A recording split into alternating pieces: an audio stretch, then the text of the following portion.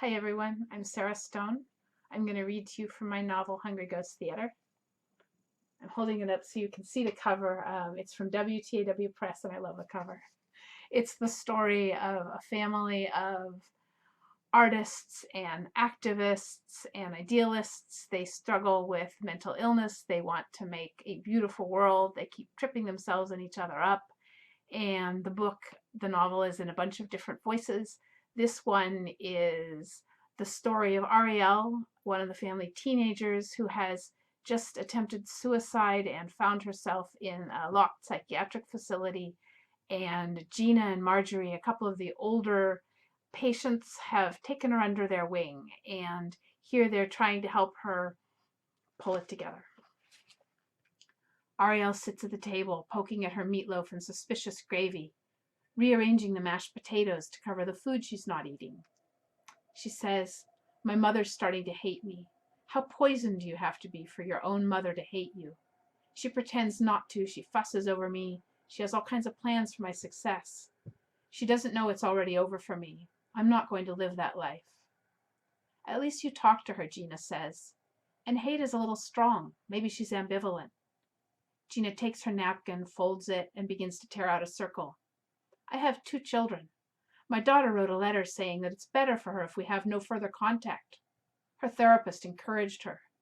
My son and his wife screen their calls so I can't get through." "That's awful. What did you do?"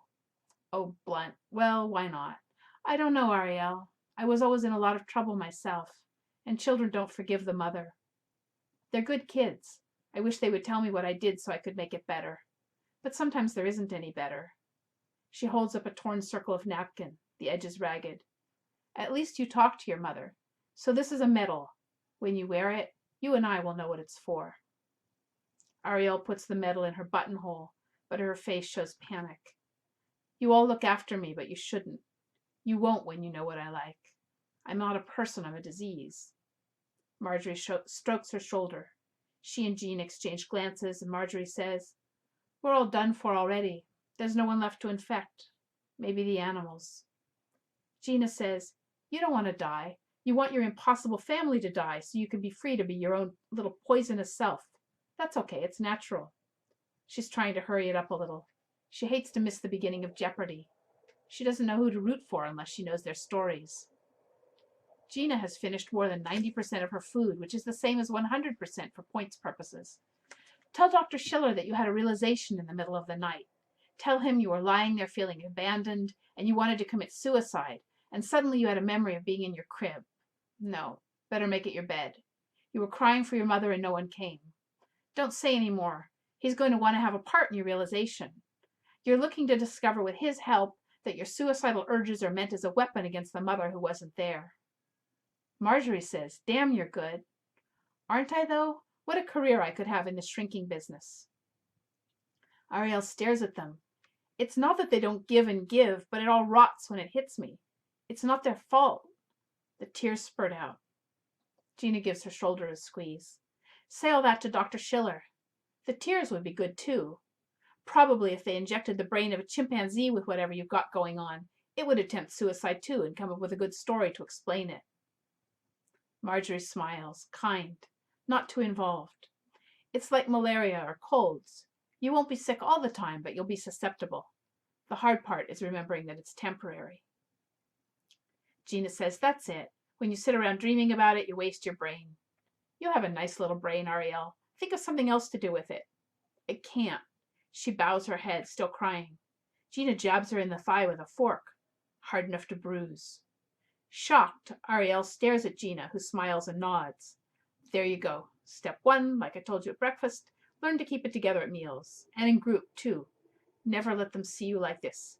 Get out the first minute you can and then stay out, no matter what. If I'd known this at your age, I'd be president of General Motors by now. I'd have a big house by the ocean and wake up every morning to the sound of waves and seagulls." "You don't think we need therapy?" "Dr. Schiller would slowly ask you leading questions until you discovered all your feelings for yourself. It'd take him around 2 years, maybe 10. He's a pro. But so am I in my way. I've just developed my own techniques." Gina stands up, brushing off blue checked polyester pants. "Could we get down to the common room? We're going to miss Jeopardy." But two aides flank Gina, Sherry and a new guy. Sherry's weird self-cropped hair stands up in peaks. She's wearing denim overalls as if she were about to muck out the stalls. She grabs Gina's fork. -10 points for violence, she says to the new guy. See if she needs to be put in restraints. Gina at once puts her hands in front of her body, drops her eyes, and stands limply before them. Ariel says, she was helping me. Bobby here is going to take you to the nurse's station to get checked out. You need to make some friends your own age, honey. The back table would be a good place for you. I don't want to sit with the Cutters. I like it here. Marjorie says, nothing happened, Sherry. We were having psychodrama practice. And that's -2 points for you for inappropriate response to violence. If you're done eating, you need to be moving down to community meeting. Sherry says to Gina, come with me. I'm going to write you up, and then you're going to be talking to your doctor about whether or not you need to be back in state. If it were up to me, you'd already be on the bus. Gina goes along in silence. Thanks for listening.